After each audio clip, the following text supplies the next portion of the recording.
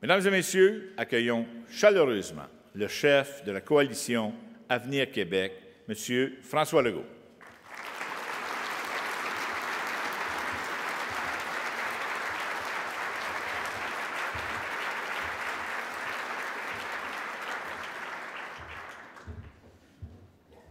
Bonjour tout le monde. D'abord, Monsieur le chef du Parti libéral, Madame la chef du Parti québécois, Monsieur le chef du Parti libéral, Monsieur Forêt, tous les maires, je suis content d'en voir des nouveaux, content d'en voir aussi des anciens. Bravo à tous ceux qui ont été élus.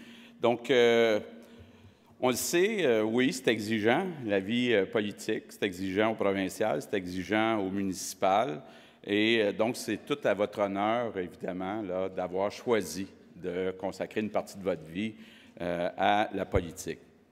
Vous avez choisi comme thème de la journée 4 mots qui sont lourds de sens: vision, action, changement et maintenant.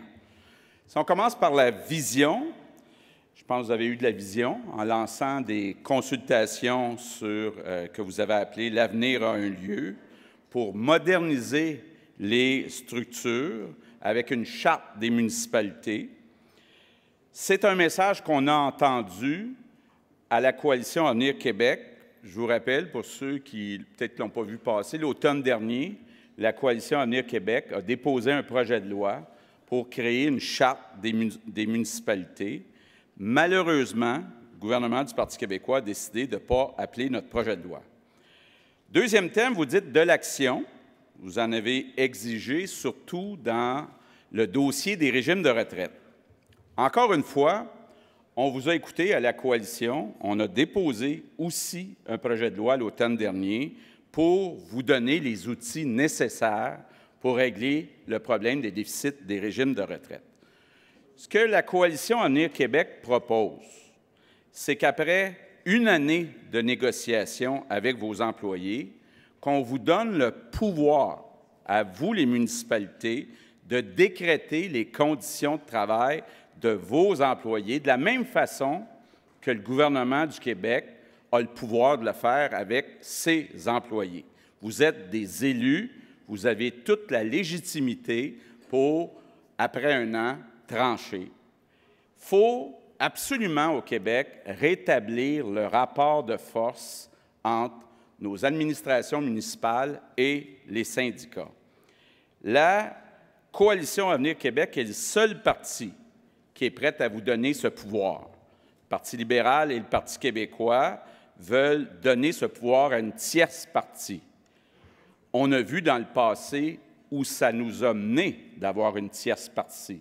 Actuellement, les salaires en moyenne dans le monde municipal sont 30 % plus élevés que les mêmes postes au provincial.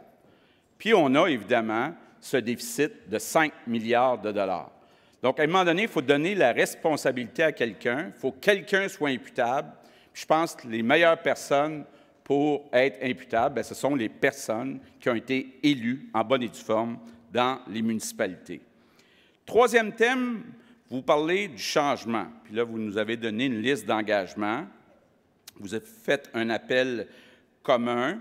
On vous a entendu. On pense qu'effectivement, il devrait y avoir une charte des municipalités qui soit discutée rapidement après la formation du prochain gouvernement.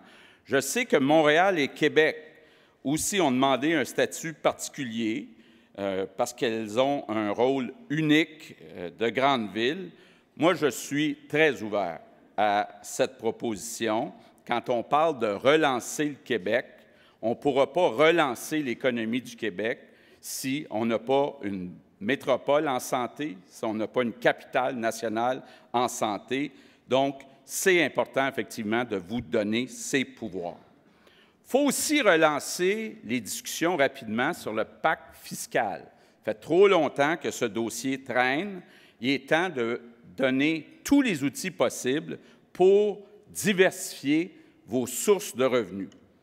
De notre côté, au gouvernement du Québec, on doit faire le ménage dans nos structures. Au Québec, quand on inclut le gouvernement, les sociétés d'État, les réseaux, il y a 570 000 employés qui travaillent pour le gouvernement du Québec. Or, sur les 570 000, il y en a 220 000 qui ne donnent pas de service. C'est beaucoup trop. Et on a une opportunité exceptionnelle. Avec les baby boomers qui vont prendre leur retraite au cours des prochaines années, c'est possible par attrition, donc par retraite volontaire, de diminuer le nombre de personnes dans les bureaux. Les gens devraient travailler dans les services, pas dans les bureaux. Ça nous permettrait d'atteindre deux objectifs. Premier objectif, éliminer la taxe santé puis la taxe scolaire, retourner 1 000 $ à chaque famille du Québec.